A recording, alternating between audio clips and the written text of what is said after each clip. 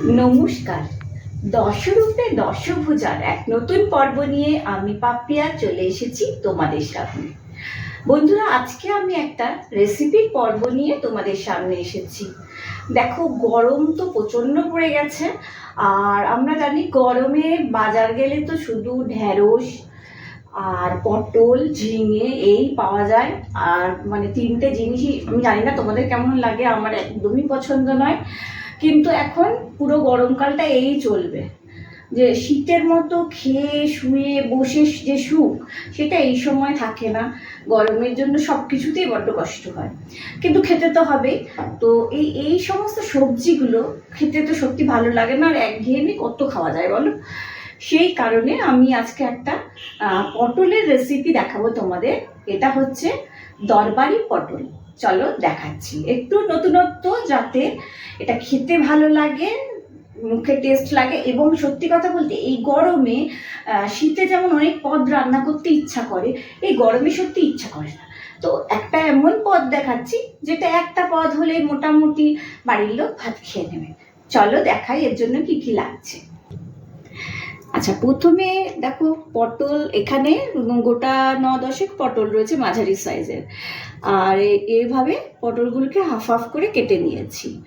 আর আমি পুরো খোসা ছাড়াইনি। তোমরা দেখবে সাধারণত পটলে পুরো খোসা ছাড়িয়ে মানে বেশিরভাগ লোকই করে না, আমিও করি না, একটু একটু করে খোসা থাকে, এরমভাবে ছাড়িয়ে নিয়েছি। তবে বলি, এই রান্নাটার জন্য পটলটা কিন্তু ফ্রেশ হতে হবে এবং যেন ভালো হয়, মানে বীজ বেশি কটকটে না থাকে, তাহলে টেস্ট হবে না। আচ্ছা, এই পটল রয়েছে, এটা হাফ হাফ করে নিয়েছি পটলগুলোকে। এবার রয়েছে এখানে দেখো আলু, মাঝারি সাইজের দুটো আলু নিয়েছি, নিয়ে এইভাবে কেটে নিয়েছি। যেহেতু পটলগুলো হাফ হাফ করে কেটেছি, তাই আলুর সাইজগুলো একটু বড় বড় করে কাটতে হবে। এবার কি লাগছে দেখো, এখানে খুব বেশি না, গোটা 8-10 চিংড়ি, মাঝারি সাইজের চিংড়ি মাছ নিয়েছি। আর এখানে চায়ের চামচে 3 চামচের মতো চার মগজ। হ্যাঁ, এটাও তোমার পুরনোই রান্না, কারণ দেখো আমরা এখন বলি চার মগজ, বা কেউ বলে মগজ দানা, কিন্তু আমাদের ঠাকুমা দিদিমারা এটাকে বলতো কুমড়োর বীজের, কুমড়োর যে দানা বীজের, সে এইটা, মানে এইগুলো কিন্তু পুরনো দিনেরই সব জিনিস। আচ্ছা, আর লাগছে এখানে রয়েছে 1 ইঞ্চি পরিমাণ আদা আর কুচি করে নিয়েছি, আর 2টো কাঁচা লঙ্কা। আমি শুকনো লঙ্কায় রান্নাটা করব না, করব কাঁচা লঙ্কাতে। ফোড়নের জন্য লাগছে দেখো সাদা জিরে, গোলমরিচ, গোটা গোলমরিচ, এখানে 2টো তেজপাতা, আর এখানে গোটা গরম মশলা, এগুলো নিলাম। আর কি কি লাগছে, নুন, চিনি, এই দুটো তো স্বাদের জন্য লাগবেই, হলুদ গুঁড়ো, এটা হচ্ছে জিরে গুঁড়ো, আমি যেহেতু কাঁচা লঙ্কা দেবো তাই লঙ্কা গুঁড়ো নেই। আচ্ছা, এখানে দেখো রয়েছে কাশ্মীরি লঙ্কা, কালারের জন্য দেবো কাশ্মীরি লঙ্কা। টমেটো কেচাপ, আমি তোমাদের বলেছি যে টমেটো পেস্টের থেকে আমার একটু এই ধরনের মানে একটু বেশ টেস্টি করতে গেলে আমার একটু কেচাপটা ভালো লাগে। আর লাগবে শাহি গরম মশলা, ঘি, আর রান্নাটা করব আমি সর্ষের তেলে। চলো দেখাই কি করতে হবে। প্রথমে দেখো, আমি মিক্সির বাটিটা নিয়ে নিয়েছি। এর মধ্যে আমি আগে দেব এই যে আদা, 1 ইঞ্চি পরিমাণ আদাটা ছিল, আদার পিসটা দিয়ে দিলাম, 2টো কাঁচা লঙ্কা দিলাম। এবার চার মগজগুলোকে দিয়ে দেবো, আর চিংড়িগুলোকে দিয়ে দেবো। দিয়ে এইটাকে আমি আগে পেস্ট করে নিই, তারপর তোমাদের দেখাচ্ছি। এই দেখো, ননস্টিকের মধ্যে সর্ষের তেল দিয়ে নিয়েছি। এবার পটলগুলোকে ভেজে নেব, তেলটা গরমও হয়ে গেছে, এবার পটলগুলো দিয়ে দিচ্ছি। আর এই তরকারিটা করার সময় না করবে কি, পটলটাকে ভালো করে ভাজবে, যেন পরে পটল থেকে জল না বেরোয়, ভাজাটা যেন ভালো হয়। আমি বলবো না যে হালকা করে ভাজো, বলবো না, আমি বলবো ভালো করে ভেজো, তাহলে টেস্ট বেশি হবে। এবার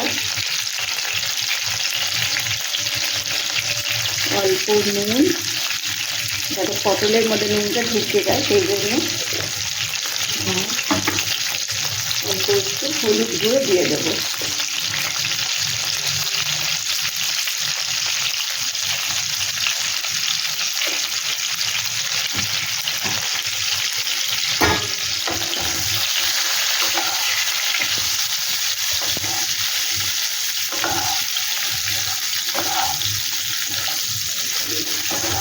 এবার তেলের পরিমাণটা তোমরা হয়তো জিজ্ঞেস করতে পারো কতটা। দেখো যতটা পরিমাণ পটল নেবে তার উপরে নির্ভর করছে, কারণ আমি এখানে গোটা 9-10টা মাঝারি সাইজের পটল নিয়েছি, তো এখানে আমি চায়ের চামচের 4 থেকে 5 চামচের মতো তেল দিয়েছি এখানে। আর যদি একটু বেশি নাও, যদি থেকেও যায় অসুবিধা নেই, কারণ এই পটলটা তুলে নেওয়ার পরে আবার এই তেলে আলুটাও ভাজবে, সেই জন্য পটলটাকে ভালো করে ভাজবে। আর আমি বলবো, মানে আমার আর কি টেস্টের দিকে মনে হয়, পটলের যে কোনো রান্না করো পটলটাকে একটু ভালো করে ভাজা দরকার, না হলে পরে খাওয়ার সময় যদি পটল থেকে জল বেরোয় না, রান্নাটার টেস্টটা একদম নষ্ট হয়ে যায়।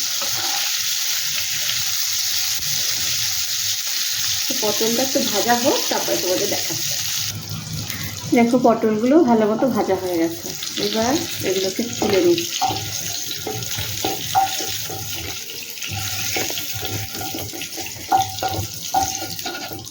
আলু আর পটল না একসাথে ভাজবে না, তাহলে হয় কি পটলটা জলসা জলসা হয়ে যায়, ভালো করে ভাজা হয় না, আলুটা ভাজা হয়ে যায়। ওই জন্য আমার মতে এগুলো আলাদা ভাজাই ভালো।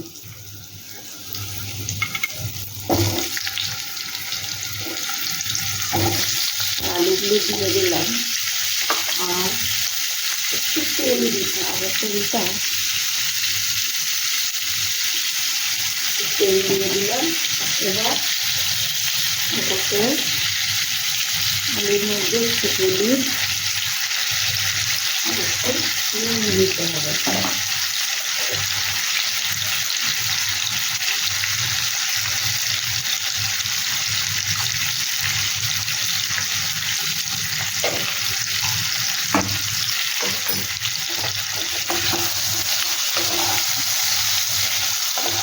এইবার আলুগুলোকেও ভালো করে ভেজে নিতে হবে, মানে একটু না, আমি বলবো বেশ ভালো করে ভেজে নিতে, কারণ যদি অল্প ভাজো তাহলে আলুটা সেদ্ধ সেদ্ধ খেতে লাগবে। এই তরকারিতে না, সেই মানে এই রেসিপিটাতে ওটা মোটেও ভালো হবে না।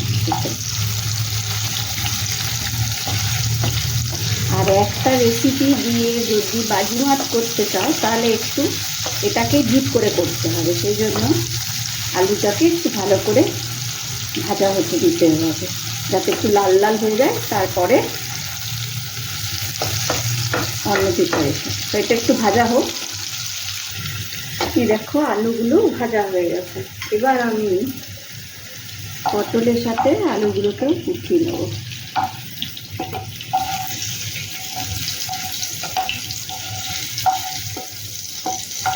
এরকম ভাজা হলে বুঝবে ঠিকঠাক ভাজা হয়েছে। এবার দেখো তেল এর মধ্যে অনেকটাই রয়েছে, তাই এখানে আর তেল দিতে লাগবে না। এর মধ্যে দিলাম সাদা জিরে ফোড়নে, আচ্ছা 2টো তেজপাতা, কটা গোটা গোলমরিচ আর গোটা গরম মশলা। তবে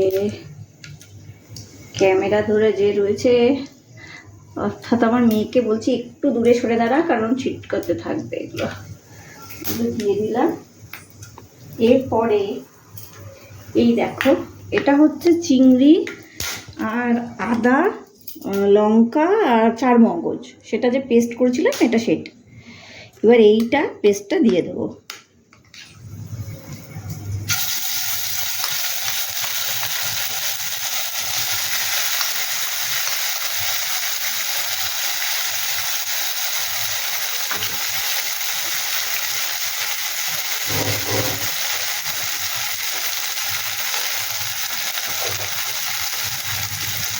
দিয়ে এর মধ্যে একটু হলুদ গুঁড়ো,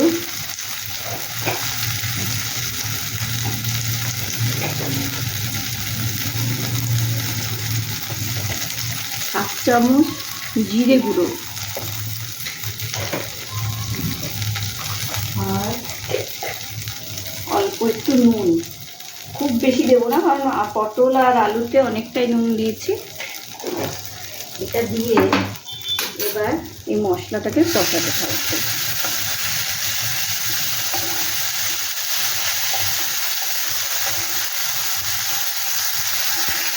কমিয়ে দেবে এটা একদম, নাহলে পুড়ে যাবে। এবার এর মধ্যে করবো কি, মিক্সিতে যেটা পেস্ট করেছিলাম তো মিক্সি ধোয়া যে জলটা সেটা এটার মধ্যে দিয়ে দেবো। এটা ভাজা ভাজাটা হয়ে গেছে, এই মিক্সি ধোয়া জলটা দিয়ে দিলাম।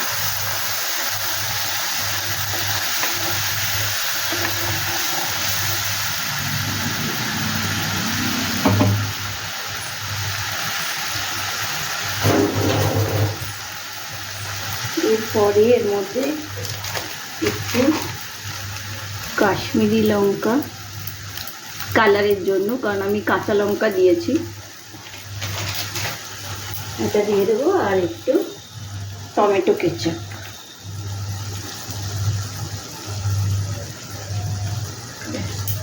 এটা দিয়ে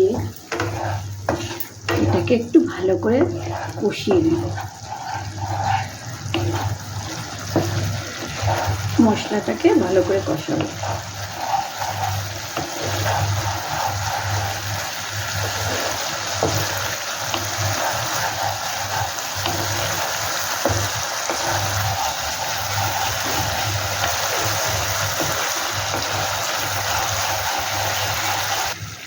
এটা দেখো কষানো হয়ে গেছে মশলাটা। এবার এর মধ্যে এই যে আলু পটল ভেজে রেখেছিলাম সেইটা দিয়ে দেব।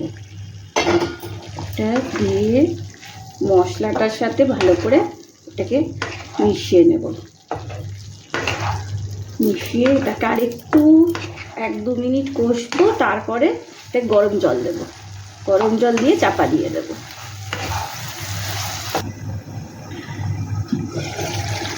এই দেখো এবার প্রায় হয়েই গেছে।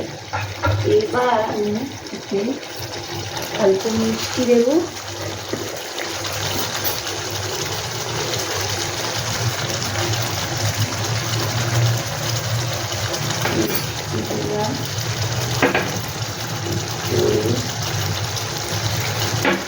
ঘি দেবো।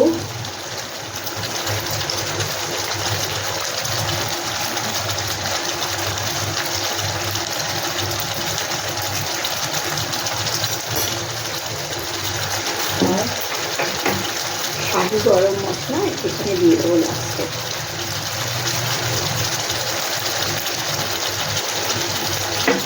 দিচ্ছি, হয়ে গেছে। এবার আমি এটাকে গ্যাসটা বন্ধ করে দিলাম। দেখো দেখেই বুঝতে পারবে যে কতটা টেস্টি হয়েছে, দেখেই বোঝা যাচ্ছে। এবার নামিয়ে দেখাই তোমাদেরকে।